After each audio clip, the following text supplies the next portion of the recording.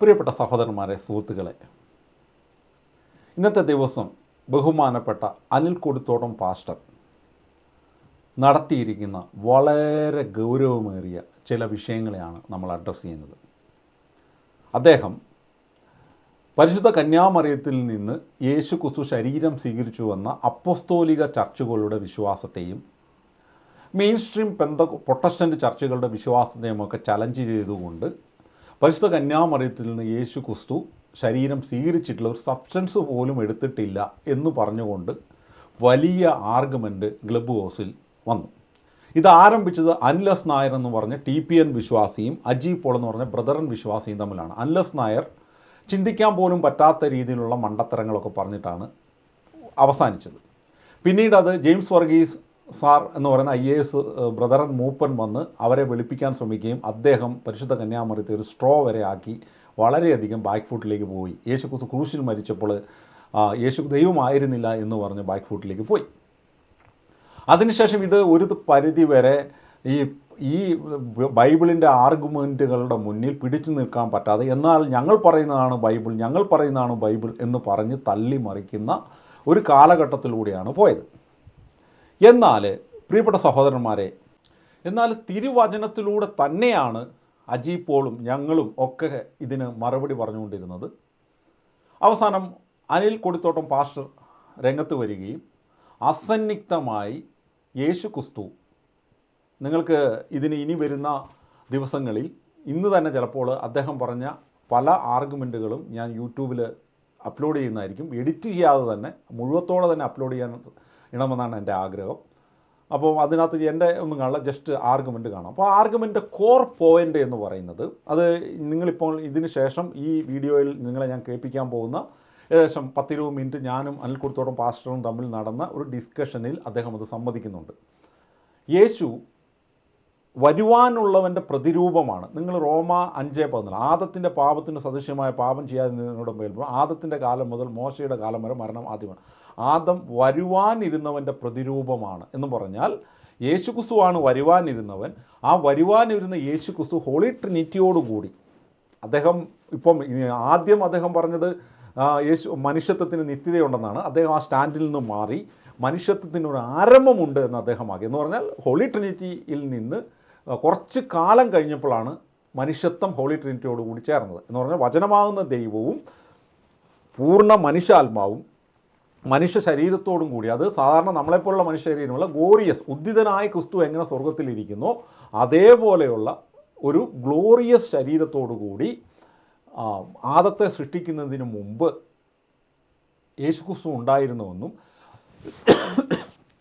ആ യേശു ക്രിസ്തുവിൻ്റെ നോക്കിയിട്ടാണ് ആദത്തെ സൃഷ്ടിച്ചതെന്നുമാണ് പറയുന്നത്. അപ്പോൾ മോഡൽ ആരാണ്? യേശു ക്രിസ്തു. ഇതങ്ങനെയാണല്ലോ ഇവിടെ എഴുതി വെച്ചിരിക്കുന്നത്.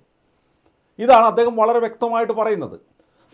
അപ്പം സെലക്ഷൻ ഫ്ലഷ് തിയറി. അപ്പം പരിശുദ്ധ കന്യാമറിയത്തിൻ്റെ ഉള്ളിലേക്ക് വന്നതാണ് സ്വർഗത്തിൽ ആദത്തെ സൃഷ്ടിക്കുന്നതിന് മുമ്പേ മനുഷ്യ ശരീരത്തോടും ഗോറിയസ് ഫ്ലഷോടു കൂടിയും മനുഷ്യാത്മാവോടും കൂടിയിരുന്ന വചനമാകുന്ന ദൈവത്തോട് ഹൈപ്പോസ്റ്റാറ്റിനുള്ളിൽ പൂർണ്ണ മനുഷ്യനായ യേശു ക്രിസ്തുവാണ് പരിശുദ്ധ കന്യാമറിയത്തിൻ്റെ ഉദരത്തിൽ ഭ്രൂണാവസ്ഥയിൽ വന്നതെന്നാണ് ഇദ്ദേഹം പറയുന്നത്. ഇദ്ദേഹം ഇതിനു വേണ്ടി ഉപയോഗിക്കുന്ന ചില വചനങ്ങളാണ് നിങ്ങളിവിടെ കാണുന്നത്. എന്താണ്? ആദത്തിൻ്റെ പാപത്തിന് സദൃശ്യമായ പാപം ചെയ്യാതിരുന്നതിന് പോലും ആദത്തിൻ്റെ കാലം മുതൽ മോശയുടെ കാലം വരെ മരണം ആദ്യം ആദം വരുവാനുള്ളവൻ്റെ പ്രതിരൂപമാണ്.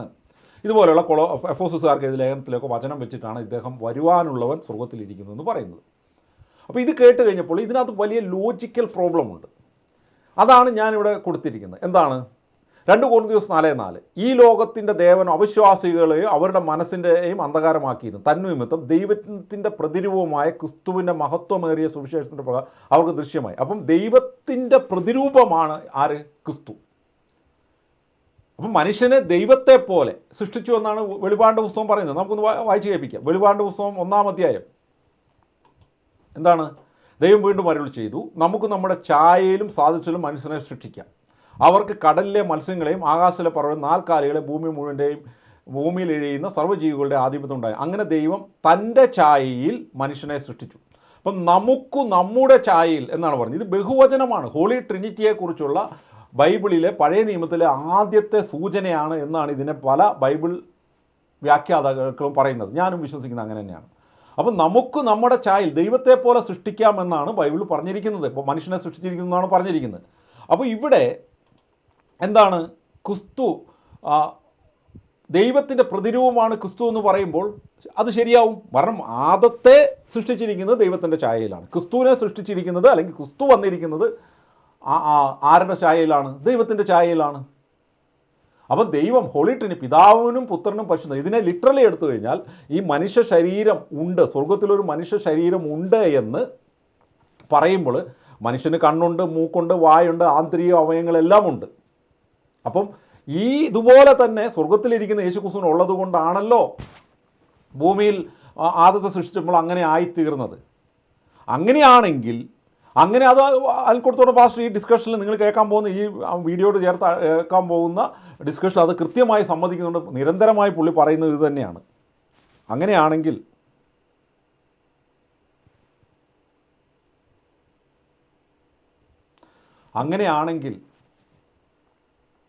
പിതാവായ ദൈവത്തിനും പുത്രനായ ദൈവത്തിനും പരിശുദ്ധാത്മാവായ ദൈവത്തിനും ഈ പറയുന്ന കണ്ണും മൂക്കും വായും ഒക്കെ ഉണ്ടാകണമെന്ന് പറയും. ദൈവത്തെ പോലെയാണ് സൃഷ്ടി. ഇനി കൊളോസസ് 1:15, അവൻ അദൃശ്യനായ ദൈവത്തിൻ്റെ പ്രതിരൂപവും എല്ലാ സൃഷ്ടികളുമുള്ള ആദിജാതനാണ്. അദൃശ്യനായ ദൈവത്തിൻ്റെ പ്രതിരൂപവും. അപ്പം അൽക്കൊടുത്തോളം പറയുന്നതനുസരിച്ചാണെങ്കിൽ അദൃശ്യനായ ദൈവമായ ഹോളി ട്രിനിറ്റി, പിതാവും പുത്രനും പരിശുദ്ധാത്മാവിൻ്റെയും രൂപത്തിലാണ് യേശുവിനെ സൃഷ്ടിച്ചതെന്ന് പറയുമ്പോൾ, ആ യേശുവിൻ്റെ രൂപത്തിലാണ് ആദത്തെ സൃഷ്ടിച്ചതെന്ന് പറയുമ്പോൾ ഇതിനെ ലിറ്ററലി എടുത്തു കഴിഞ്ഞാൽ പിതാവിനും പുത്രനും പരിശുദ്ധാത്മാവിനും ഒക്കെ നമ്മൾ ഓരോരുത്തരെയും പോലെ ആദത്തെ പോലെ കണ്ണും മൂക്കും വായും ഒക്കെ ഉണ്ട് എന്ന് പറയേണ്ടി വരില്ലേ? ഇതാണ് ഞാൻ അൽക്കൊടുത്തോളം പാസ്റ്ററോട് ചോദിച്ചത്. ഇവരുടെ റൂമിലുള്ള ഏറ്റവും വലിയ പ്രത്യേകത എന്ന് പറഞ്ഞാൽ വളരെ ജെന്യുവിനായും ഷാർപ്പായും നമ്മൾ വചനം വെച്ച് ചോദ്യം ചോദിച്ചാൽ ഇവരെന്ത് ചെയ്യും? കൂട്ടാക്രമണം നടന്നു. IBTയിൽ ഞാനൊരു ചോദ്യം ചോദിച്ചപ്പോൾ അവരുടെ പ്രമുഖരായ സിജോയും മറ്റ് പ്രമുഖരായ പാസ്റ്റർമാരും എല്ലാം കൂടെ എന്നെക്കൊണ്ട് വേണ്ട രീതിയിൽ സംസാരിക്കാൻ അനുവദിക്കാതെ ആ സംസാരം എനിക്ക് മുന്നോട്ട് പോകാൻ പറ്റാത്തൊരു സാഹചര്യത്തിലേക്ക് അവരെത്തിച്ചു. പിന്നീടും ചോദ്യങ്ങൾ വരുമ്പോൾ പെട്ടുപോകുമെന്ന് കഴിഞ്ഞപ്പോൾ അവരെന്ത് ചെയ്തു? പെട്ടുപോകും എന്ന് കണ്ടപ്പോൾ അവർ പ്ലേറ്റ് മാറ്റുകയാണ് ചെയ്തത്. അപ്പോൾ ഇതുപോലെ തന്നെയാണ് പ്രിയപ്പെട്ട സഹോദരന്മാരെ ഇന്നത്തെ ഈ റൂം നിങ്ങൾ കേൾക്കാൻ പോകുന്ന റൂം ഇന്ന് നടന്നതാണ്. ഏതാണ്? 7/8/2024 നടന്നതാണ്. തണ്ണിമത്തൻ എന്ന് പറഞ്ഞ ഒരു റൂമിൽ ഞാനൊരു ചോദ്യം ചോദിക്കാനായിട്ട് ചെന്നപ്പോൾ അവർ കറക്റ്റായ ചോദ്യം വന്നപ്പോൾ അനിലസ് നായരും ടീമും എല്ലാം കൂടെ എന്നെക്കൊണ്ട് സംസാരിക്കാൻ അനുവദിച്ചില്ലെന്ന് മാത്രമല്ല അനിൽക്കൊടുത്തോളം പാസ്റ്ററിനോട് ഉത്തരം പറയിക്കാതിരിക്കാൻ ശ്രമിക്കണം. അനിൽക്കൊടുത്തോളം പാസ്റ്റർ അവിടെ ഇരിപ്പുണ്ട്. അദ്ദേഹം പറയുകയാണ്, എന്നോടല്ലേ ചോദിച്ചത്, ഞാൻ അതിന് ഉത്തരം കൊടുത്തോളാം എന്ന് പറഞ്ഞാൽ തീരുന്ന വിഷയമുള്ളൂ, എല്ലാവരും അവിടെ മിണ്ടാതിരിക്കും. പക്ഷേ അദ്ദേഹം മിണ്ടാതെ അവിടെ ഇരുന്നു. കാരണം ചോദ്യം വളരെ ഷാർപ്പാണ്. അതിനുശേഷം എനിക്ക് അവിടെ നിന്നിട്ട് കാര്യമില്ലാന്ന് മനസ്സിലാക്കി കഴിഞ്ഞപ്പോൾ ഞാൻ അവിടുന്ന് പോയി. അതിനുശേഷം അദ്ദേഹം കുറേ ഉത്തരം പറഞ്ഞിട്ടുണ്ട്. ആ ഉത്തരം ഞാൻ നിങ്ങൾക്ക് ഈ വീഡിയോയുടെ സെക്കൻഡ് പാർട്ടായിട്ട് നിങ്ങളെ ഞാൻ കേൾപ്പിക്കുന്നതായിരിക്കും. ആ ഉത്തരത്തിൻ്റെ മണ്ടത്തരങ്ങളുടെ വ്യാപ്തി എന്താണെന്നും ഈ ഉരുണ്ടുകളി എന്താണെന്നും അൽക്കൊടുത്തോളം നിന്ന് എത്തി നിൽക്കിയിരിക്കുന്ന ഈ ബഹുമാനപ്പെട്ട അൽക്കൊടുത്തോളം ഭാഷനെ എനിക്കിഷ്ടമാണ്. അദ്ദേഹത്തിൻ്റെ ചില സാമൂഹ്യ നിരീക്ഷണങ്ങൾ, പൊളിറ്റിക്കൽ നിരീക്ഷണങ്ങളൊക്കെ എനിക്കിഷ്ടമാണ്. ഞാൻ ബഹുമാനിക്കുന്ന ഒരു വ്യക്തിയാണ്. പക്ഷേ ബിബ്ലിക്കലി അദ്ദേഹം ചെന്ന് എത്തിനിരിക്കുന്ന ഭൂലോക മണ്ടത്തരങ്ങളെക്കുറിച്ച് ആണ് ഞാൻ അഡ്രസ്സ് ചെയ്യാൻ ശ്രമിക്കുന്നത്. അപ്പോൾ ഇന്ന് നിങ്ങൾക്ക് ഇതിൻ്റെ തുടക്കത്തിൽ ഞാൻ പറയും, മണ്ടത്തരം എന്ന് പറഞ്ഞാൽ അദ്ദേഹം മണ്ടനാണെന്നുള്ള അർത്ഥത്തിലല്ല. നമ്മൾ ലോകത്തിലെ ഏറ്റവും വലിയ ദൈവശാസ്ത്രജ്ഞനാണെങ്കിലും ചില കാര്യങ്ങളിൽ മണ്ടത്തരം പറയും. കാരണം ആരും പരിപൂർണ്ണ ജ്ഞാനികളല്ലല്ലോ. ആ അർത്ഥത്തിലാണ് അദ്ദേഹം നിരവധി മണ്ടത്തരങ്ങൾ ഈ ദിവസങ്ങളിൽ പറഞ്ഞുകൊണ്ടിരിക്കുകയാണ്. അതിൻ്റെ കോർ മണ്ടത്തരത്തെ ആണ് ഞാൻ അഡ്രസ്സ് ചെയ്യാൻ ശ്രമിച്ചത്. പക്ഷേ അദ്ദേഹത്തിൽ നിന്ന് ഉത്തരം കേൾക്കാൻ അദ്ദേഹത്തിൻ്റെ കൂടെ ഇരിക്കുന്ന ഗുണ്ടകൾ എന്ന് നമുക്ക് വിളിക്കാൻ പറ്റുന്ന ആളുകൾ സമ്മതിച്ചില്ല. അദ്ദേഹം ഞാൻ പോയതിന് ശേഷം അതിന് ഉത്തരം പറഞ്ഞിട്ടുണ്ട്. അത് ഞാൻ റെക്കോർഡ് ചെയ്ത് എടുക്കാൻ ഇട്ടിട്ടുണ്ട്. അത് ഞാൻ ഇതിൻ്റെ സെക്കൻഡ് പാർട്ടിൽ ആ ഉത്തരത്തിന് എത്രമാത്രം ബിബ്ലിക്കലി കറക്റ്റാണ് എന്നുള്ളത് ഞാൻ നിങ്ങളോട് സംസാരിക്കാൻ ശ്രമിക്കുന്നതായിരിക്കും. അപ്പോൾ നമുക്ക് ഈ വീഡിയോ ഇവിടെ അവസാനിപ്പിച്ചിട്ട് ഇതിൻ്റെ ഇടയ്ക്ക് എന്തെങ്കിലും ആവശ്യം വന്നിട്ടുണ്ടെങ്കിൽ ഞാൻ ഇടപെടുന്നതായിരിക്കും. അപ്പം നമുക്ക് ഈ ക്ലിപ്പിലേക്കൊന്ന് പോകാം. അതുകൊണ്ട് തണ്ണിമത്തൻ്റെ റൂമുകൾ നിങ്ങൾ കേട്ടാൽ മതി. ഹെഡിങ് പോലും ആക്ഷേപമാണ്, രാവിലെ തൊട്ട് വൈകുന്നേരം വരെ ആക്ഷേപം. ഓക്കെ, അത് പോട്ടെ. ഇത് സീരിയസ് ആയൊരു ചോദ്യമാണ്, അതുകൊണ്ട് നിങ്ങൾ ചോദിക്കാൻ അവസരം തരണം. ഇപ്പം അനിൽ പാസ്റ്ററിൻ്റെ ഈ ദിവസങ്ങളിൽ നടന്ന ആ റൂമുകൾ മുഴുവൻ റെക്കോർഡ് ചെയ്ത് എഡിറ്ററിലിട്ട് പ്രസക്തമായ പോയിന്റുകളൊക്കെ വളരെ സൂക്ഷ്മതയോടെ കേട്ട് അണ്ടർസ്റ്റാൻഡ് ചെയ്യാനും അതിൻ്റെ മിസ്റ്റേക്കുകളും മണ്ടത്തരങ്ങളുമൊക്കെ പരിശോധിക്കാനും ഞാൻ വചനം ആദ്യമേ വെച്ച് പറഞ്ഞില്ലേ, ഓ ഇവിടെ ലോകത്തിൽ എല്ലാവരും അനിൽപാസ്റ്റർ ഇപ്പം നൂറ്റിയൊന്ന് തണ്ണിമത്തങ്കാരാന്ന് പറഞ്ഞിട്ട് ഇപ്പൊ ആരാ പറയുന്നത്? ഇവിടെ മണ്ടത്തരം എന്നുള്ളത് മലയാളത്തിലൊരു ടിസനും മണ്ടത്തരം വരും, ലോകത്തുള്ള എല്ലാ മനുഷ്യരും ആൽബർട്ട് ഐൻസ്റ്റീനും മണ്ടത്തരം പറയും. കാരണം പൂർണ്ണരായ പണ്ഡിതന്മാർ ഈ ലോകത്തില്ല. ഇവിടെയുള്ള റിച്ചിയൊക്കെ അല്ല എന്റെ ബ്രദറെ, നിങ്ങൾ മണ്ടത്തരം ബഹളം ടിസൻ പോലെ വെക്കാം. ഇടാറുണ്ടല്ലോ. പുള്ളി ഇന്നലെ തൊട്ട് അനിൽപാസ്റ്ററിനോട് എന്തോ, ടിസ ഒരു മിനിറ്റ്, ഇന്നലെ തൊട്ട് അനിൽപാസ്റ്ററിനോട് എന്തൊക്കെ ചോദിക്കണം എന്ന് പറഞ്ഞ് ഇരിക്കുവോ. പുള്ളിക്ക് അപ്പം യൂട്യൂബിൽ അനിൽപാസ്റ്റർ പറഞ്ഞ കാര്യങ്ങൾ ഇടണം ചെയ്തു. അത് ക്ലാരിറ്റി പറഞ്ഞു. നിങ്ങൾ എന്തിനു ഇടയ്ക്കായിരുന്നു? അപ്പൊ പാസ്റ്റർ ഉണ്ടല്ലോ, പാസ്റ്ററായിട്ട് ഞാനിപ്പം സംസാരിക്കട്ടെ. ഏകദേശം 20-25 മണിക്കൂറുള്ള അനിൽപാസ്റ്ററിന്റെ ടോക്കുകൾ ഈ ദിവസങ്ങളിൽ നിങ്ങളുടെ പല റൂമുകളിലുള്ളത് ഞാൻ എഡിറ്ററിൽ ഇട്ട് ഇങ്ങനെ കേട്ടോണ്ടിരിക്കുകയാണ്. അപ്പം വളരെ സീരിയസ് ആയിട്ട് അഡ്രസ് ചെയ്യാൻ വേണ്ടിയാണ്. കാരണം അനിൽപാസ്റ്ററിന്റെ ഒരു പൊസിഷൻ അദ്ദേഹത്തിന്റെ സത്യസന്ധമായ അണ്ടർസ്റ്റാൻഡിങ്ങിൽ നിന്നുകൊണ്ടാണ് പറയുന്നത്. അദ്ദേഹം പറയുന്നതിന് അദ്ദേഹത്തിൻ്റെതായ നിലവാരത്തിലുള്ള വചനവുമുണ്ട്, ചുമ്മാതല്ല അദ്ദേഹം പറയുന്നത്. അപ്പൊ അദ്ദേഹത്തിന്റെ ബേസിക് ഈ ഇത്രയും ദിവസം ഈ വിഷയത്തിൽ അദ്ദേഹം എടുത്ത നിലപാട് എന്ന് പറയുന്നത് എനിക്ക് ആകെ മൊത്തം ടോട്ടൽ മനസ്സിലായത് വരുവാനുള്ളവന്റെ പ്രതിരൂപമാണ്. ഇതാണ് റോമാക്കാർക്ക് ഇത് ലേഖനം. ആദത്തിന്റെ, അത് വേറെയുണ്ട്, ആദത്തിന്റെ പാപം സദൃശ്യമായ പാപം ചെയ്യാവുന്നവർക്ക് പോലും ആദത്തിന്റെ കാലം മുതൽ മോശയുടെ കാലം മരണം ആധിപത്യമുണ്ട്. ആദം വരുവാനുള്ളവന്റെ പ്രതിരൂപമാണ്. റോമ 5:14. ഇതാണ് ഇതുപോലെയുള്ള 1-2 വചനങ്ങളുണ്ട്. അതുകൊണ്ട് തന്നെ ആദത്തെ സൃഷ്ടിക്കുന്നതിന് മുമ്പ് അപ്പം ഈ ചന്തോലിക്കർ അല്ലെങ്കിൽ എന്താ പറയാ ഡിസ്കഷൻ ലോഞ്ചിലിരുന്ന് യഹോവയെ തള്ളുന്ന വ്യാജ കത്തോലിക്കർ ഇപ്പൊ ഇന്നലെയും ഒക്കെ ഇരുന്ന് അൽപാസ്റ്ററിനെ വിമർശിക്കുന്നുണ്ട്. കാരണം നിത്യതയിലെ ആദമുണ്ട് എങ്കിൽ ഹോളി ട്രിനിറ്റിയുടെ നിത്യത മനുഷ്യനുണ്ട്, മനുഷ്യത്വത്തിനുണ്ട് എന്ന് അതിൽ പാസ്റ്റർ പറഞ്ഞിട്ടില്ല. കാരണം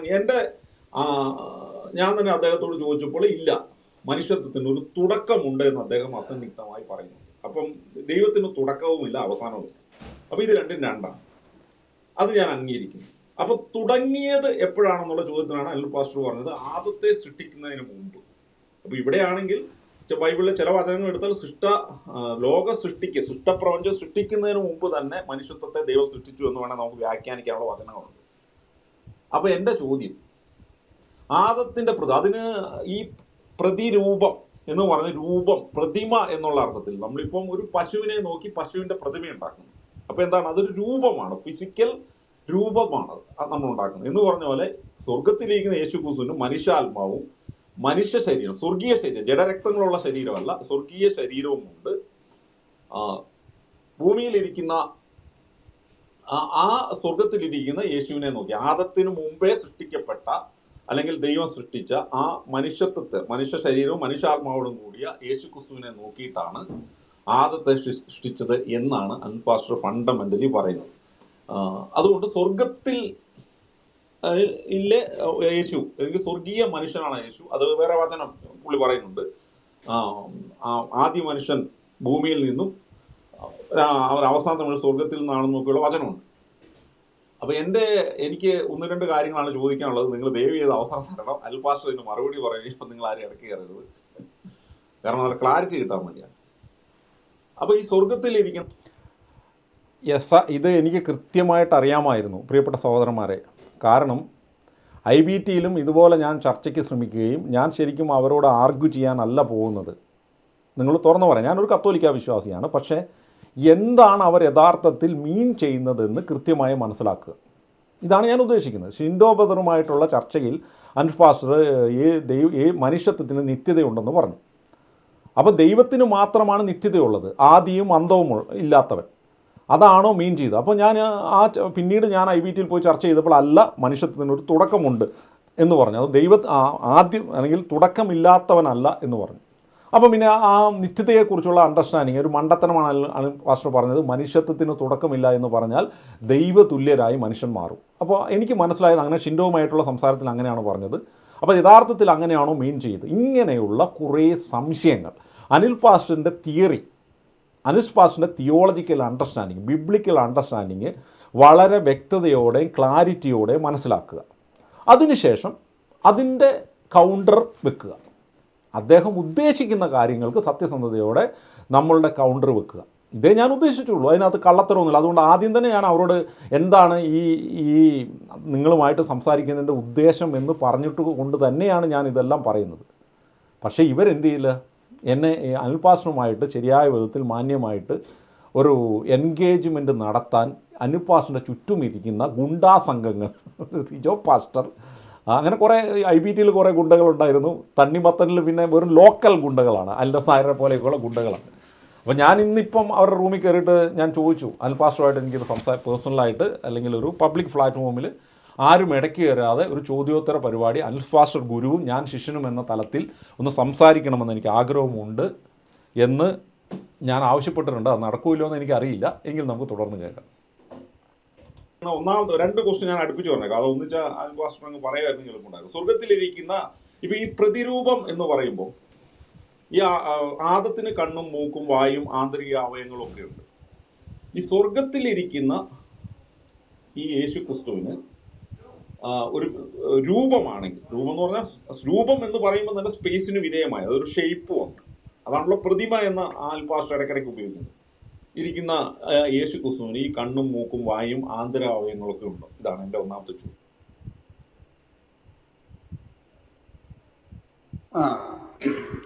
ടീച്ചറിന് ഇന്നും തുടങ്ങിയ മണ്ടത്തരം എന്ന് പറഞ്ഞു. ഇന്നലെ അങ്ങനെ തുടങ്ങി. അതിന് ഓപ്പണിംഗ് വേർഡ്സ് അങ്ങനെ ആണെങ്കിൽ എനിക്ക് കുഴപ്പമില്ല. ഞാൻ ഇന്നലെ കാല് വിളിച്ച് പറഞ്ഞു ഒരു മണ്ടത്തരമെങ്കിലും ഞാൻ പറഞ്ഞത് വെളിവാക്കണം, അത് മിണ്ടാതെ പോയി. ഇന്നെങ്കിലും പറയണം. അത് പറയുക എന്നുള്ളത് നിങ്ങളുടെ ധാർമ്മികതയാണ്. ഇനി ഈ യേശുവിൻ്റെ പൗരാണികമായ കാലഘട്ടത്തിലെ പ്രശ്നങ്ങൾ 2ആയിട്ടാണ് നിങ്ങൾ പറയുന്നത്. ഈ പറഞ്ഞവരാരും ഇപ്പോൾ ഒന്ന് അലക്സോ നിങ്ങളോ മറുപടി പറയാത്തൊരു കാര്യമുണ്ട്. ഈ വിമർശകരാരും അതും ടീച്ചറിന് ചോദിക്കാം.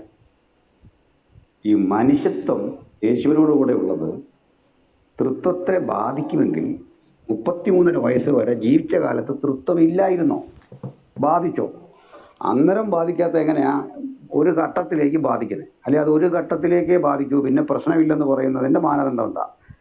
ഇത് ഇവരോടാകുന്ന ചോദിച്ചു. മറുപടി നിങ്ങൾക്ക് പറയാനില്ല, ഒന്നുമേ പറഞ്ഞിട്ടില്ല.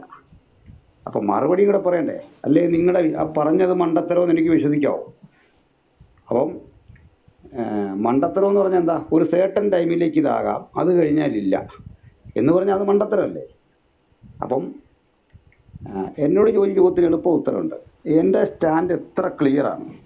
നിങ്ങളുടെ ഊഹാപോഹങ്ങളാണ് നിങ്ങളെ മണ്ടനാക്കുന്നത്, അല്ലെങ്കിൽ മണ്ടത്തരമാണ് ചിന്തിക്കാൻ പ്രേരിപ്പിക്കുന്നത്. പ്രിയപ്പെട്ട സഹോദരന്മാരെ, ഇത് തന്നെയാണ് ഇദ്ദേഹത്തിൻ്റെ ഇന്ന് അനിൽപാസ്റ്റർ ഒരു വലിയ തള്ളുകാരനായി മാറിയിരിക്കുകയാണ്.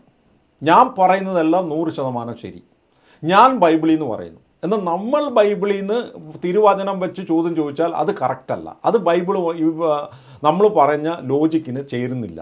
നമ്മൾ പറഞ്ഞതുമായിട്ട് ഒരു പരോക്ഷ വിദൂരമായ ബന്ധം മാത്രമേ ഉള്ളൂ, അല്ലെങ്കിൽ അത് ഇൻ്റർപ്രിട്ടേഷനാണ്. പക്ഷേ അനിൽപാസ്റ്റർ പറയുമ്പം അതെല്ലാം കറക്റ്റാണ്. ഇതിനെയാണ് തള്ളിമറിക്കൽ എന്ന് പറയുന്നത്. ഞാൻ ഇതിന് ശേഷം വരാൻ പോകുന്ന വീഡിയോകളിൽ വളരെ കൃത്യതയോടെ ഈ കപടതയെ ഞാൻ തുറന്നു കാണിക്കും. ഞങ്ങൾ പറയുന്നതെല്ലാം വിശുദ്ധ ബൈബിളും അപ്പോസ്തലന്മാരും പറഞ്ഞതാണ് എന്ന് പറയുന്ന തട്ടിപ്പ്. ശരിക്കും പറഞ്ഞാൽ ബൈബിളിൻ്റെ ചില വചനങ്ങളെ വരെ വളരെ വ്യക്തമായിട്ട് തള്ളുന്നുണ്ട്. കാരണം യേശു ക്രിസ്തു അപ്പോസ്തലന്മാരും അറ്റസ്റ്റ് ചെയ്യാത്തത് കൊണ്ട് ആ വചനം ദൈവവചനമല്ല, അല്ലെങ്കിൽ അത് സ്വീകാര്യമല്ല എന്ന് പറയുമ്പോൾ ആ വചനത്തെ തന്നെയാണ് തള്ളുന്നത്. ഇനി ദിവസങ്ങളിൽ വരാൻ പോകുന്ന വീഡിയോകളിൽ നിങ്ങൾ ഇതെല്ലാം കാണും. അപ്പോൾ ഇത് ഈ ഇദ്ദേഹത്തിൻ്റെ ഏറ്റവും വലിയ മറ്റൊരു പ്രത്യേകതയാണ് നിങ്ങളിവിടെ കാണുന്നത്. എന്തെന്നാൽ ഞാൻ പറയുന്നത് പൗരാണിക നിത്യതയിലെ ക്രിസ്തുവിന് മനുഷ്യഭാവം ഉണ്ടായിരുന്നു. ഇപ്പോഴത്തെ ക്രിസ്തുവിനെ നോക്കിയാൽ മതി, ഉയർത്തെഴുന്നേറ്റ ക്രിസ്തു. അതെങ്ങനെയാണോ അതേ വിധത്തിൽ തന്നെയായിരുന്നു പണ്ടത്തെ ക്രിസ്തു. ഞാൻ അതിനാണ് പറഞ്ഞത് ലോകാരംഭത്തിന് മുമ്പുണ്ടായിരുന്ന ക്രിസ്തു യേശുവിലെ മഹത്വം. ആ രൂപസാദൃശ്യ ഭാവങ്ങൾ എങ്ങനെയോ അങ്ങനെ. ഇപ്പം എൻ്റെ മുമ്പിൽ അതിൻ്റെ തെളിവ് ഉയർത്തെഴുന്നേറ്റ ക്രിസ്തുവാണ്. ഉയർത്തെഴുന്നേറ്റ് പിതാവിൻ്റെ മഹിമയുടെ വലത്തുഭാഗത്തുള്ള ക്രിസ്തു എന്തോ അതേ ക്രിസ്തുവിൻ്റെ അതേ സെയിം സബ്സ്റ്റൻസിലായിരുന്നു അന്ന്. പിന്നെ ഈ പദാർത്ഥം എന്ന് പറയുന്നതിന് നമുക്ക് ഇവിടെ എടുക്കുന്ന അർത്ഥമില്ല. അതിനെ പറയുന്നുണ്ടല്ലോ, സമാഗമനത്തിലെ ആലയത്തിലെ ഉപകരണങ്ങൾ സ്വർഗീയമായതിൻ്റെ ബിംബങ്ങളാണെന്ന് പറയുന്നുണ്ട്. അപ്പോൾ അവിടെ എല്ലാം ഇത്തരം ഈ സാധനം എല്ലാം ഇട്ടേക്കാന്നാണ് അതിൻ്റെ അർത്ഥം. ഈ മേശയും മെനോറയും എല്ലാം അവിടെ ഇരിക്കാന്നല്ല. അവയൊക്കെ കൈപ്പണിയല്ലാത്തൊരു കൂടാരത്തിൽ അത് ഉണ്ട്. അപ്പോൾ അതും കൈപ്പണിയല്ലാത്ത ഒന്നും അവിടെ ഉണ്ട്. അതെന്താണെന്ന് നമുക്കറിയില്ല. അതിൻ്റെ നിഴൽ മാത്രമാണ് ഇവിടെ കണ്ടതെന്ന് പറഞ്ഞ പോലെ ആദം യാഥാർത്ഥ്യമായ ക്രിസ്തുവിൻ്റെ നിഴൽ ആ രൂപത്തിൽ അസങ്കല്പിക്കണ്ടേ? അപ്പോൾ ആ രൂപവും ഭാവവും എന്തെന്ന് ചോദിച്ചാൽ ക്രിസ്തുവിന് ഇന്ന് എന്തുണ്ട്, അതല്ലാതെ ഞാൻ പുതുതായിട്ടൊന്നും അവിടെ വെക്കുന്നില്ല. അത്രേ ഉള്ളൂ. വേണമെങ്കിൽ കിസന് പതിവ് പോലെ ഞാൻ തൃപ്തനല്ലെന്ന് പറയാം. പക്ഷെ തൃപ്തനല്ലെങ്കിൽ പിന്നെ ഇത് ബദൽ പറഞ്ഞിട്ടേ പോകാവുള്ളൂ. അങ്ങനെ ഒരു അടവ് ചിലർക്കുണ്ട്. ഒന്നീ പറയാം ഉത്തരം വന്നില്ല, ഞാൻ ഉദ്ദേശിച്ച ഉത്തരം വന്നില്ല, ഞാൻ തൃപ്തനുമല്ല, എതിര് പറയുന്നുണ്ടോ അതുമില്ല. അതുകൊണ്ട് അർത്ഥമില്ല. അതുകൊണ്ട് ഇത് തീരാതെ ഞാൻ ടീസന്റെ അടുത്ത വിഷയത്തിലേക്ക് പോകുന്നില്ല. ഇത് തീർന്നിട്ടേ അടുത്തിലേക്കുള്ളൂ. അത് പറഞ്ഞു. ഒരു കാര്യം ചെയ്യാം. ഞാൻ പാസ്റ്ററിനോട് ഒരു ചോദ്യം ചോദിക്കുന്നു, പാസ്റ്റർ അതിന് ഉത്തരം തരുന്നു. തിരിച്ച് പാസ്റ്റർ എന്നോട് ഒരു ചോദ്യം ചോദിക്കുന്നു, അതിന് ഞാൻ ഉത്തരം തരുന്നു. അപ്പം പിന്നെ ഞാൻ ഇത് പ്രതികരിക്കുക, ഇത് കേൾക്കട്ടെ. അതായത് ഇത് ചിലരെ ഇടമാണ് ഈ അവർ എത്ര മനസ്സിലായാലും പറയും ഉത്തരം വന്നില്ല. മറ്റേ ഈ നമ്മുടെ ഏഷ്യാനെറ്റിക് കേൾക്കുമല്ലോ, സംഗതി വന്നില്ല എന്ന് കൊച്ചു പിള്ളേരോട് ഇരുന്ന് പറയുന്ന പോലെ ഈ പരിപാടി വേണ്ട. അതിന് പകരം പറയേണ്ടത് എനിക്ക് മനസ്സിലായത് ഞാൻ പറയാം. പാസ്റ്റർ പറഞ്ഞത് എനിക്ക് മനസ്സിലായത്, ഈ പേട്ടതെന്ന് മനസ്സിലായത്, ഞങ്ങളുടെ കത്തോലിക്ക വിശ്വാസം അനുസരിച്ച് എനിക്ക് മനസ്സിലായതാണ്. ഞാൻ മനസ്സിലായത് പറഞ്ഞിട്ട് മനസ്സിലായത് പറയുമ്പോൾ ഉത്തരവാകും. അല്ലല്ല, ഇത് കേൾക്കട്ടെ. അതായത് അങ്ങനോട് ചോദിച്ച ചോദ്യം കത്തോലിക്കരുടെ കാര്യം ഒന്നും അല്ല, അത് ഇവിടെ പറഞ്ഞിട്ടുമില്ല. തൽക്കാലം അതെല്ലാം വിട്, കത്തോലിക്ക പെന്തക്കോസ്ത് എല്ലാം വിട്. ഞാൻ പറഞ്ഞതിനെ ഉത്തരം പറയാൻ നിങ്ങൾ സമ്മതിക്കല്ലേ? എനിക്കൊരു കാര്യം എനിക്ക് 2 മിനിറ്റ് അനുവദിക്കുക. ആ സമയത്തിനുള്ളിൽ ഞാൻ ഉത്തരം പറയും. ഉത്തരം സംതൃപ്തം അല്ലെങ്കിൽ നിങ്ങൾ എന്നെ വേണ താഴോട്ടിടാം, അല്ലെങ്കിൽ നിങ്ങൾ നിന്റെ ഉത്തരം അല്ല. ഞാൻ ചോദ്യം അല്ല അങ്ങോട്ട് ചോദിച്ചേ, പിന്നെ എങ്ങനെ ഉത്തരം പറയുന്നത്? എന്നോടല്ലേ ചോദ്യം ചോദിച്ചേ? ചോദ്യം എന്നോട് ചോദിക്കുന്നു, ഞാൻ അതിനൊരു ഉത്തരവാ പറയുന്നത്. ആ ഉത്തരത്തിലെ നിങ്ങളുടെ സംതൃപ്തിയാണ് അറിയണ്ടേ, അല്ലെ അസംതൃപ്തിയുടെ കാരണം? ഞാൻ സംതൃപ്തനല്ല. സംതൃപ്തനാണോ എന്ന് ചോദിച്ചാൽ ഉത്തരം കറക്റ്റ് ആണ്. കാരണം താങ്കൾ പറഞ്ഞ എനിക്ക് മനസ്സിലായത് ഇങ്ങനെയാണ്, ഉദ്ധിതനായ ക്രിസ്തുവിന് എന്തൊക്കെ പ്രത്യേകതകളുണ്ടോ അതൊക്കെ തന്നെയാണ് ഉദ്ധാനം അല്ലെങ്കിൽ ഭൂമിയിൽ ജനിക്കുന്നതിന് മുമ്പ് ഉള്ള സ്വർഗത്തിൽ ഇരുന്ന ക്രിസ്തുവിനുള്ളത് എന്നാണ് താങ്കൾ പറഞ്ഞത്. അങ്ങനെയല്ലേ താങ്കൾ പറഞ്ഞത്? സിമ്പിളായിട്ട്. അതെ. അപ്പോ എന്റെ ചോദ്യം, എനിക്കപ്പം മനസ്സിലായത്, ഉദ്ധിതനായ ക്രിസ്തുവിനെ കുറിച്ചുള്ള എൻ്റെ അണ്ടർസ്റ്റാൻഡിങ് ഞാനിത് പറയാൻ കാരണം വെച്ചാൽ, ഇപ്പൊ ഞാൻ കത്തോലിക്കനല്ല എന്നൊക്കെ പറഞ്ഞ് ഈ യഹോവ പിശാചാണെന്ന് ഒക്കെ പറഞ്ഞ ചില പരസ്യമായിട്ട് പറഞ്ഞു നടക്കുന്ന അല്ലെങ്കിൽ രഹസ്യമായിട്ട് പറഞ്ഞു നടക്കുന്ന ചില കത്തോലിക്ക സഹോദരങ്ങൾ പറയുന്നുണ്ട്. അപ്പൊ ഞാൻ പറയുന്നത് എൻ്റെ വിശ്വാസമാണ്, അത് എനിക്ക് കത്തോലിക്ക വിശ്വാസം തന്നെയാണെന്നുള്ളത് കൊണ്ടാണ് ഞാനത് വായിക്കുന്നത്. അതുകൊണ്ട് നിങ്ങൾ ഇപ്പൊ ഈ ദിവസങ്ങളിലെല്ലാം അനിൽ പാസ്റ്ററുമായിട്ട് സംസാരിച്ചപ്പോൾ ഞാൻ പാസ്റ്ററാണെന്നും പെന്തക്കോസ്ത് പാസ്റ്ററാണെന്നും അനിൽ പാസ്റ്ററിനെ രക്ഷിക്കാനായിട്ടാണ് ഇവിടെ വന്ന് ഇതെല്ലാം ചെയ്യുന്നതെന്നൊക്കെ പറഞ്ഞ് വലിയ പ്രചരണം നടന്നുകൊണ്ടിരിക്കുകയാണ് അവരുടെ റൂമുകളിൽ. അതുകൊണ്ടാണ്. അപ്പൊ ഞങ്ങള് ഉദ്ധിതനായ ക്രിസ്തുവിന്റെ ശരീരത്തെ കുറിച്ച് എൻ്റെ വിശ്വാസമാണ് ഞാൻ വായിക്കുന്നത്. കത്തോലിക്ക വിശ്വാസം തന്നെ 640. ഉദ്ധിതനായ യേശു, ഉദ്ധിതനായ ക്രിസ്തു, ഉദ്ധിതമായ മനുഷ്യത്വത്തിന്റെ അവസ്ഥ. ഉദ്ധിതനായ യേശു സ്പർശനം, ഭക്ഷണത്തിന്റെ പങ്കിടൽ എന്നിവ വഴി തന്റെ ശിഷ്യന്മാരുമായി നേരിട്ട് സങ്കല്പം സ്ഥാപിക്കുന്നു. അങ്ങനെ താൻ ഒരു ഭൂതമല്ലെന്ന് മനസ്സിലാക്കാൻ അവിടുന്ന് അവരെ ക്ഷണിക്കുന്നു. അപ്പൊ ഒന്നാമത്തെ പോയിന്റ്, ഉദ്ധിതനായ ക്രിസ്തുവിന് ഭക്ഷണം കഴിക്കാൻ പറ്റും, സ്പർശിക്കാൻ പറ്റും എന്നൊക്കെ കത്തോലിക്ക സഭ പറയാണ്. സർവോപരി താൻ അവർക്ക് പ്രത്യക്ഷപ്പെടുമ്പോൾ കാണുന്ന പീഡാസ്ഥാനത്തിന്റെ അടയാളങ്ങൾ ഇപ്പോഴും സംഭവിക്കുന്ന ആ ശരീരം പീഡിതവും കുരിശിതവുമായ അതേ ശരീരം തന്നെയാണെന്ന് പരിശോധിച്ച് ഉറപ്പുവരുത്താനും അവിടുന്ന് അവരെ ക്ഷണിക്കുകയാണ്. അപ്പോൾ നമ്മുടെ മുറിവുകൾ, യേശുക്രിസ്തുവിന്റെ ശരീരത്തിലുണ്ടായ മുറിവുകളുടെ അടയാളങ്ങൾ പോലും ഉള്ള യേശുക്രിസ്തുവാണ് സ്വർഗത്തിൽ ഇരിക്കുന്നതെന്നാണ് ഞങ്ങളുടെ വിശ്വാസം. അതേസമയം സത്യവും യഥാർത്ഥവുമായ ആ ശരീരം മഹത്വപൂർണമായ ശരീരത്തിന്റെ പുതിയ ഗുണങ്ങളും കൂടി ഉള്ളതാണ്. അപ്പൊ അഡീഷണൽ ആയിട്ട് മിസ്റ്റിക്കൽ മൗതിക ശരീരമായ സ്വർഗീയ ശരീരമായി മാറിയപ്പോൾ അഡീഷണൽ ഗുണങ്ങളും കൂടെ കിട്ടി. അത് സ്ഥലകാലങ്ങളുടെ പരിമിതി ഇല്ലാത്തതാണ്, സ്പേസ് ആൻഡ് ടൈമിന് വിധേയമല്ല. എങ്ങനെ എപ്പോൾ കാണപ്പെടുന്നുവെന്ന് അവിടുന്ന് ആഗ്രഹിക്കുന്നു അങ്ങനെ അപ്പോൾ പ്രത്യക്ഷപ്പെടാൻ കഴിവുള്ളവയാണ്. കാരണം അവിടുത്തെ മനുഷ്യത്വം ഇനിമേൽ ഭൂമിയിൽ ഒതുങ്ങി നിൽക്കുന്നതല്ല, ഇനി അത് പിതാവിന്റെ ദൈവിക മണ്ഡലത്തിൻ്റെത് മാത്രമാണ്. അതുകൊണ്ട് കൂടിയാണ് ഉദ്ധിതനായ യേശു ഇഷ്ടം പോലെ പ്രത്യക്ഷപ്പെടാനുള്ള പരമമായ സ്വാതന്ത്ര്യം അനുഭവിക്കുന്നത്. അപ്പൊ ഇത്രയും ഞാൻ ഇവിടെ നിർത്തുവാണ്. ഇതിന് ബാക്കിയുണ്ട്, നിങ്ങൾ താല്പര്യമുള്ളവർ വായിച്ചോളാം. അപ്പം സ്വർഗത്തിലിരിക്കുന്ന ഇപ്പോഴിരിക്കുന്ന യേശു ക്രിസ്തുവിന് അല്ലെങ്കിൽ സ്വർഗീയനായിരിക്കുന്ന യേശുവിന് ഭക്ഷണത്തിൽ പങ്കുചേരാനുള്ള സാധ്യതയുണ്ട്. അങ്ങനെയൊക്കെ ആണ് സഭ പറയുന്നത്. അപ്പം ഈ ആദത്തിനു മുമ്പ് ഉണ്ടായിരുന്ന യേശു ക്രിസ്തുവിനും ഈ ഉദ്ധിതനായ ക്രിസ്തുവിന്റെ അതേ അവസ്ഥ ഉണ്ട് എന്നാണ് അനിൽ പാസ്റ്റർ പറഞ്ഞതെന്നാണ് എനിക്ക് മനസ്സിലായത്. ശരിയല്ലേ? അതെ. അപ്പൊ ഞാൻ ഇനി എന്റെ കോർ പോയിന്റിലേക്കാണ് വരുന്നത്. 2 കൊരിന്ത്യർ 4:4. ഇതാണ് എൻ്റെ ഏറ്റവും ഈ റൂമിൽ വരുന്നതിന് ഉള്ള ഏറ്റവും പ്രധാനപ്പെട്ട എൻ്റെ പ്രോബ്ലവും ഇത് തന്നെയാണ് കേട്ടോ. ഇതിനൊരു ഉത്തരം പാസ്റ്റർ പറഞ്ഞാൽ ക്ലിയർ ആയി. ഇപ്പൊ ഞങ്ങൾ ഇതിനെ മനസ്സിലാക്കുന്നത് വചനെടുത്തു. ഞങ്ങൾ ഇതിനെ ഉൽപ്പത്തി 1-ാം അധ്യായത്തിൽ ദൈവം വീണ്ടും അരുൾ ചെയ്തു, നമുക്ക് നമ്മുടെ ഛായയിലും സാദൃശ്യത്തിലും മനുഷ്യനെ സൃഷ്ടിക്കാം. ആ നമുക്ക് എന്നുള്ളത് ഹോളി ട്രിനിറ്റിയുടെ ഏറ്റവും ആദ്യത്തെ അടയാളമാണ്, പരോക്ഷമായ അടയാളമായിട്ടാണ് ഞങ്ങൾ അയക്കുന്നത്. അത് ഇന്റർലീനിൽ എനിക്ക് ചെക്ക് ചെയ്യാൻ സമയം കിട്ടില്ല, വീഡിയോ പ്രിപ്പയർ ചെയ്യുമ്പോൾ തന്നെ അത് ചെക്ക് ചെയ്യും. നമുക്ക് എന്ന വേർഡ് അത് ബഹുവചനമാണ്.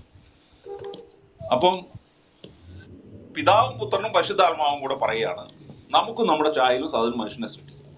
അവർക്ക് അപ്പോൾ ഇവിടെ ഈ വചനം അണ്ടർസ്റ്റാൻഡ് ചെയ്യുമ്പോൾ ദൈവത്തെ പോലെ അല്ലെങ്കിൽ ദൈവിക വ്യക്തികളായ 3 വ്യക്തികളെ പോലെയാണ് മനുഷ്യനെ സൃഷ്ടിച്ചത് എന്നാണ് വരുന്നത്. ദൈവത്തിന് രൂപമില്ല എന്ന് ബൈബിളിൽ അറിയാം. അപ്പോൾ എന്താണ് ദൈവത്തിൻ്റെ രൂപം? ഞങ്ങൾ അണ്ടർസ്റ്റാൻഡ് ചെയ്യുന്നത് നമുക്ക് ചിന്തിക്കാനും മനസ്സിലാക്കാനും തീരുമാനം എടുക്കാനും ഒക്കെയുള്ള ദൈവിക സവിശേഷതകൾ, ഇതാണ് മനുഷ്യന് ദൈവം പകർന്നത്. പരിമിതമായ, ദൈവത്തിന് അപരിമേയമാണ്, സമ്പൂർണ്ണമാണ്, നമുക്ക് പരിമിതമായി തന്ന ഫ്രീ വില്ല്, ഇതൊക്കെയാണ്. സോ അത് മനുഷ്യനെ സൃഷ്ടിച്ചത്. അവർക്ക് കടലിലെ മത്സ്യങ്ങളെ, ആകാശത്തിലെ പറവുകളെ, 4 കാല ഭൂമിയെ മുഴുവൻ്റെയും ഭൂമിയിൽ എഴുതുന്ന സർവ്വജീവികളുടെ ആധിപത്യം ഉണ്ടാകട്ടെ. അങ്ങനെ ദൈവം തൻ്റെ ഛായയിൽ മനുഷ്യനെ സൃഷ്ടിച്ചു. ദൈവത്തിൻ്റെ ഛായയിൽ അവിടുന്ന് അവനെ സൃഷ്ടിച്ചു. ഇതവിടെ തീർന്നു. ഇനി 2 കൊരിന്ത്യർ 4:4 ഞാൻ പോവുകയാണ്.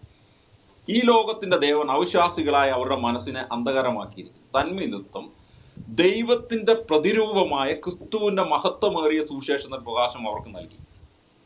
ഇപ്പൊ വരുവാനുള്ളവന്റെ പ്രതിരൂപമാണ് ആദം എന്ന് റോമ 5:14. ആദത്തിന്റെ പാപം സദൃശ്യമായ പാപം ചെയ്യാതിരുന്നവർ പോലും ആദത്തിന്റെ കാലം മോശയുടെ കാലം വരെ മരണം ആദ്യമാണ്. ആദം വരുവാനുള്ളവന്റെ പ്രതിരൂപമാണ്. ആരാണ്?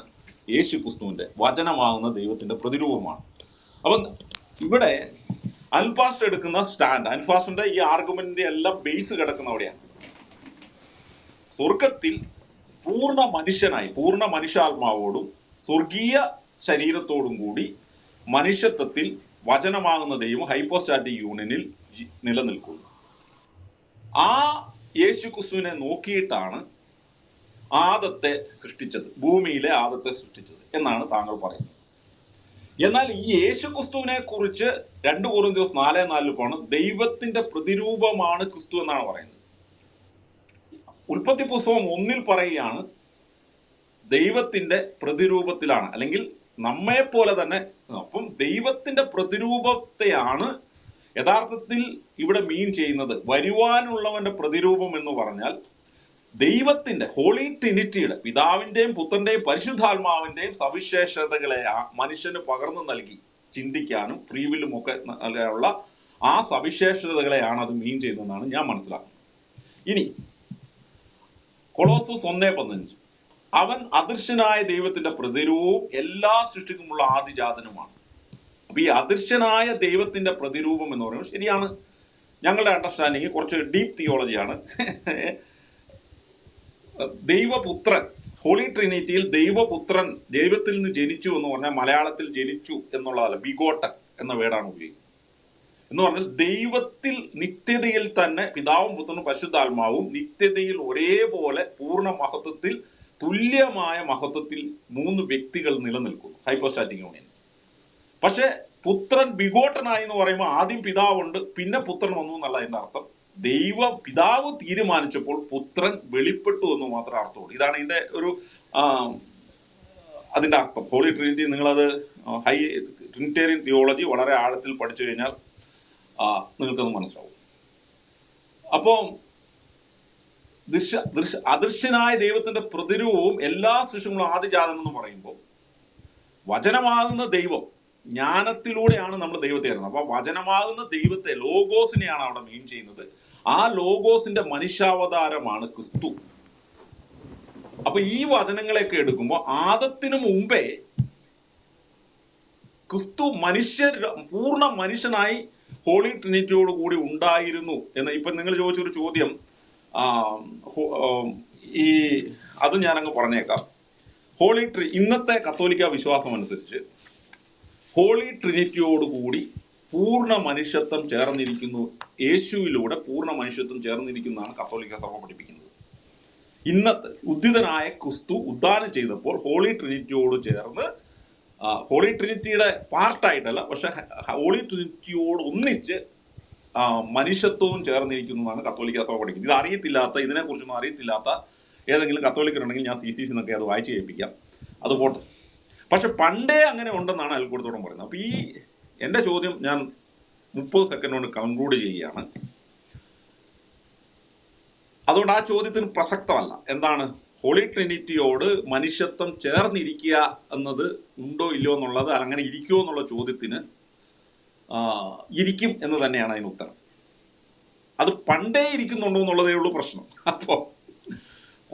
അപ്പോൾ എൻ്റെ ചോദ്യം ഇതാണ്: വരുവാനുള്ളവന്റെ പ്രതിരൂപമാണ് ആദത്തെ സൃഷ്ടിച്ചതെന്ന് പറഞ്ഞാൽ, അവിടെ ദൈവത്തിന്റെ പ്രതിരൂപത്തിൽ, ഞാൻ പറഞ്ഞതുപോലെ ദൈവത്തിന്റെ സവിശേഷതകളോടുകൂടി ആദത്തെ സൃഷ്ടിച്ചു എന്ന് വിശ്വസിക്കുന്നതല്ലേ ഈ വചനത്തെ അക്ഷരാർത്ഥത്തിലെടുത്ത് യേശു ക്രിസ്തു അതിന്റെ മനുഷ്യരൂപം മുമ്പേ മനുഷ്യ ശരീരവും മനുഷ്യാത്മാവോടും കൂടി ഹോളി ട്രിനിറ്റിയുടെ പാർട്ടായി ലോഗോസ് ഉണ്ടായിരുന്നു.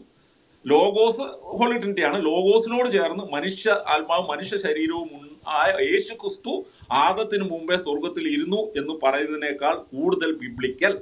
ഇനി അങ്ങനെ അല്ലെങ്കിൽ ദൈവത്തിന്റെ പ്രതിരൂപമാണ് ക്രിസ്തു എന്ന വാക്കിന് നിങ്ങൾ എന്ത് ഉത്തരം പറയും? ഇവിടെ പ്രശ്നം വരുന്നത്, നിങ്ങൾ ഇതിനെ അനിൽക്കൊടുത്തോട്ട പാസ്റ്റർ എടുക്കുന്ന നിലപാടെടുത്തു കഴിഞ്ഞാൽ പിതാവായ ദൈവത്തിനും പുത്രനായ ദൈവത്തിനും പരിശുദ്ധാത്മാവായ ദൈവത്തിനും കയ്യും മൂക്കും എല്ലാം ഉള്ള രൂപം ആ മനുഷ്യന്റെ രൂപമാണ് എന്ന് നമ്മൾ സ്ഥാപിക്കേണ്ടി വരും. ഇതാണ് എന്റെ ചോദ്യം. പാസ്റ്ററെ ഒരു സെക്കൻഡ്, ഞാനൊരു കാര്യം പറഞ്ഞോട്ടെ. വളരെ മാന്യമായ ഞാൻ സംസാരിക്കുമ്പോൾ ടിസൺ ഒരു പൊട്ടനാണെന്ന് മനസ്സിലായി. ഇവിടെ ഇരിക്കുന്ന മന്ദബുദ്ധി പൊട്ടൻ മോഡറേറ്റർമാർക്ക് ഓടാണ് ഞാൻ ഈ ചോദ്യം ചോദിക്കുന്നത്. പാസ്റ്ററെ ഞാനൊരു സെക്കൻഡ് എടുത്തോട്ടെ പാസ്റ്ററെ.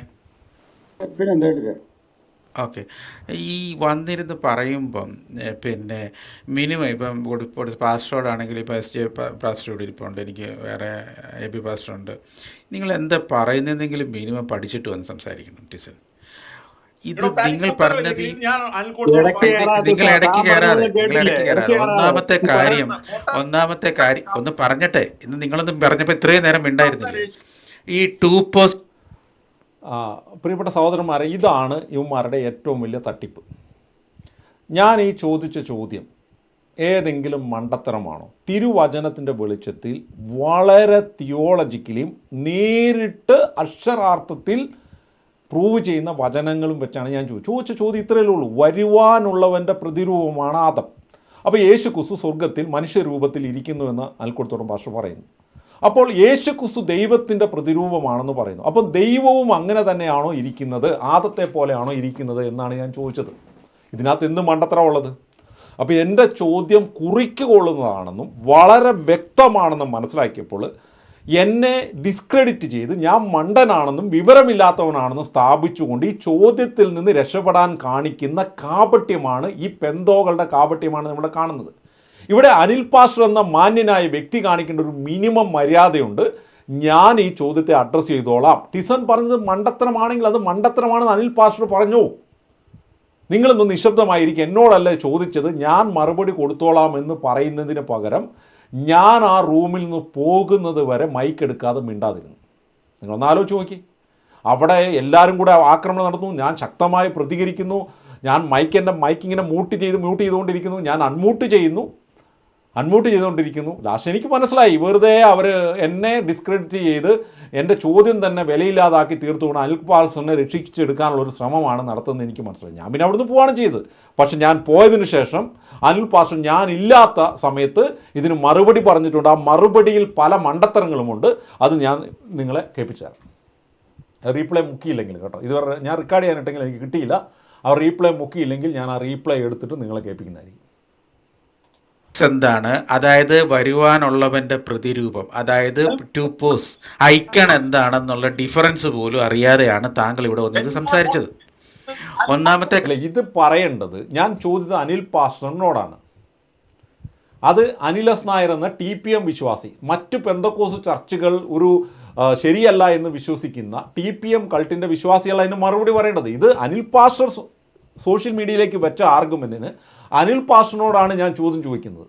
അല്ലസ് നായർ ഭൂലോക മണ്ടത്തരം പറഞ്ഞ് പൊളിഞ്ഞ് പാളീസായി പോയതിന് ശേഷമാണ് അനിൽ പാസ്റ്റർ വന്നത്. അപ്പോൾ ഇതാണ് പ്രിയമുള്ളവരെ ഇവൻ്റെയൊക്കെ അടവ്. ഇനി ഇവന് മറുപടി കൊടുക്കാൻ നമുക്ക് അറിയത്തില്ലാണ്ടാണോ? ഞാൻ ഇവൻ്റെ ഈ ന്യായീകരണങ്ങൾ കേൾക്കാൻ എനിക്ക് താല്പര്യമില്ലാത്തതുകൊണ്ടാണ് ഞാൻ ഇടയ്ക്ക് കയറി അലമ്പാക്കിയത്. കാരണം ഇവന് പറയുന്നതിന് വചനം വരെ മിസ്കോട്ട് ചെയ്തും വചനത്തെ വളച്ചൊടിച്ചും കല്ല് വെച്ച് നുണ പറയുന്ന ഒരുത്തനാണ് ഇവൻ. നിങ്ങൾ ഈ അനിലസ് നായർ വചനം പറയുമ്പോൾ നിങ്ങൾ പ്രത്യേകം ശ്രദ്ധിക്കണം. ആ വചനത്തെ ഇവൻ എങ്ങനെയാണ് മിസ്കോട്ട് ചെയ്തിരിക്കുന്നു. വചനത്തിൽ ഇല്ലാത്ത വേട് കൂട്ടിച്ചേർന്ന് ഇന്നലെ ഒരു നടന്നു.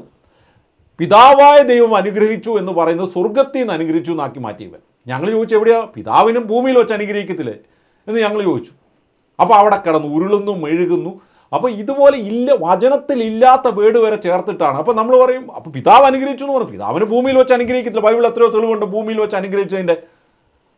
അപ്പോൾ ഇതുപോലെ കോട്ടിക്കളയുന്ന ഒരുത്തനാണ്. അതുകൊണ്ടാണ് ഞാൻ ഇടയ്ക്ക് കയറി. എനിക്ക് കാരണം അനിൽ പാസ്റ്ററിൽ നിന്ന് കൃത്യമായ കാര്യങ്ങൾ അറിയാൻ വേണ്ടിയാണ് ഞാൻ ഈ ചോദിച്ചത്. അത് അദ്ദേഹത്തെ തോപ്പിക്കാനൊന്നുമല്ല, സത്യസന്ധമായ അദ്ദേഹത്തിൻ്റെ ആ ഇൻ്റലക്ച്വൽ കാഴ്ചപ്പാട് എന്താണെന്ന് അറിയാൻ വേണ്ടിയാണ്. പക്ഷേ ഇമാർ കയറി അലമ്പാക്കി. കേട്ടോളൂ, രക്ഷിക്കുന്നതാണ്.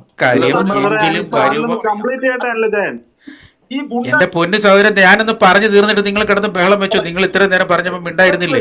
താങ്കൾ ഇവിടെ പൊട്ടന്മാരാന്ന് പറഞ്ഞിട്ടുള്ള ആരും ഒന്നും മിണ്ടിയില്ല. താങ്കൾക്ക് അവസരം തന്നില്ലേ? ഒന്ന് മ്യൂട്ട്.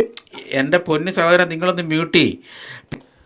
ഇതിനകത്തൊരു പ്രത്യേകത എന്ന് വെച്ചാൽ നമ്മൾ സംസാരിക്കുന്നത് കേൾക്കത്തില്ല. ഇവന്മാരുടെയൊക്കെ മൈക്ക് എന്ന് പറഞ്ഞാൽ വലിയ എന്തോ സ്പെഷ്യൽ മൈക്ക് വാങ്ങിയിട്ടാണ് ഈ തണ്ണിമത്തനിലൊക്കെ ഇരിക്കുന്ന ഈ പെന്തക്കോസ് ഗുണ്ടകൾ ഇരിക്കുന്നത്. കാരണം ഇവന്മാരുടെ പണി ഇതാണ്, ഗുണ്ടാ പ്രവർത്തനം, സോഷ്യൽ മീഡിയ ഗുണ്ടാ പ്രവർത്തനം. എതിരാളികളെ പരിഹസിച്ചും കളിയാക്കിയും അപമാനിച്ചും ഇറക്കി വിടലാണ്. തണ്ണിമത്തൻ എന്ന ക്ലബ് ഹൗസ് റൂമിൻ്റെ ഹെഡിങ്ങൾ നിങ്ങൾ നോക്കിയാൽ മതി. അവിടെ 1 മണിക്കൂർ അവർ സംസാരിക്കുന്നത് നിങ്ങൾ കേട്ടാൽ മതി. ഇതിൻ്റെ നേരെ ഓപ്പോസിറ്റ് ഇതുപോലെ വൃത്തികെട്ടൊരു റൂമാണ് ഈ കത്തോലിക്കർ എന്ന് പറഞ്ഞുകൊണ്ടിരിക്കുന്ന ഷിബു പീഡിക്കലിൻ്റെ ആശയങ്ങൾ ഹോൾഡ് ചെയ്യുന്ന ചന്തോലിക്കർ എന്ന് നമ്മൾ വിളിക്കുന്ന ആദത്തിൻ്റെ റൂം, ഡിസ്കഷൻ ലോഞ്ച് എന്ന് പറയുന്ന റൂം. നിങ്ങളത് രണ്ടും വലിയ വ്യത്യാസമൊന്നുമില്ല, ഏറെക്കുറെ ഒന്ന് തന്നെയാണ്. അപ്പോൾ ഇത് ക്രിസ്തുവിൻ്റെ വഴിയാണോ എന്ന് നിങ്ങൾ തന്നെ തീരുമാനിക്കുക. അപ്പോൾ ഇവന്മാരുടെ മൈക്കിന് ഭയങ്കര സൗണ്ടാണ്, നമ്മൾ പറയുന്നൊന്നും കേൾക്കത്തില്ല കേട്ടോ. പിന്നെ അപ്പോൾ ഇത് ഒന്നാമത്തെ കാര്യം, ഈ വരുവാനുള്ളവന്റെ പ്രതിരൂപം. അവിടെ ട്യൂപ്പോസ് എന്ന വാക്കാണ് ഗ്രീക്കിൽ യൂസ് ചെയ്തിരിക്കുന്നത്. മറ്റേത് ഐക്യനാണ്. ഇത് തമ്മിലുള്ള മിനിമം ഡിഫറൻസ് മനസ്സിലാക്കിയിട്ട് വന്നിരുന്ന് സംസാരിക്കും മിസ്റ്റർ ടിസൺ. വന്നിരുന്ന് പാസ്റ്ററോട് വന്നിരുന്ന് ചോദിക്കുക. ഇവിടുത്തെ സാധാ വിശ്വാസികൾക്ക് അറിയാവുന്ന കാര്യം പോലും നിങ്ങൾക്ക് അറിയാൻ വയ്യ. ഇത് സാധാ വിശ്വാസികൾക്ക് അറിയാമോ? ഈ ട്യൂപ്പോസ് എന്ന വേർഡ് നിങ്ങൾ കേട്ടിട്ടുണ്ടോ? ഇവിടെ എത്ര പാസ്റ്റർ ചിലപ്പം കേട്ടിട്ടുണ്ടാകാം. ഇതാണ് ഇവന്മാരുടെ കള്ളത്തരത്തിൻ്റെ പ്രത്യേകത പ്രിയമുള്ളവരെ. കാരണം വെച്ചാൽ ഞാൻ വളരെ എൻ്റെ ചോദ്യം വളരെ വാലിഡ് അല്ലെന്നും എൻ്റെ ചോദ്യത്തിന് ഒരു വിലയില്ലെന്നും വളരെ സാധാരണ വിശ്വാസികൾക്ക് പോലും അറിയാവുന്നൊരു മണ്ടൻ ചോദ്യമാണ് ഞാൻ ചോദിച്ചതെന്നുമൊക്കെയാണ് വരുത്തി തീർക്കാനാണ് ഇവന്മാർ ശ്രമിക്കുന്നത്.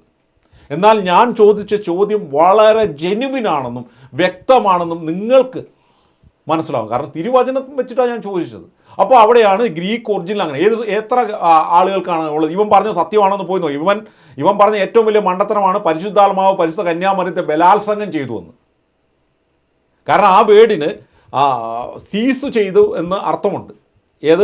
ബൈബിളിൽ ഉപയോഗിച്ചിരിക്കുന്ന പരിശുദ്ധാത്മാവ് ഗർഭം ധരിക്കുമെന്ന് പറഞ്ഞ സ്ഥലത്ത് ഉപയോഗിച്ചിരിക്കുന്ന വേർഡിന് സീസ് ചെയ്യുന്ന അർത്ഥമുണ്ട്. എന്ന് വെച്ചാൽ ബലാത്കാരമായി പിടിച്ചു എന്ന അർത്ഥമുണ്ട്.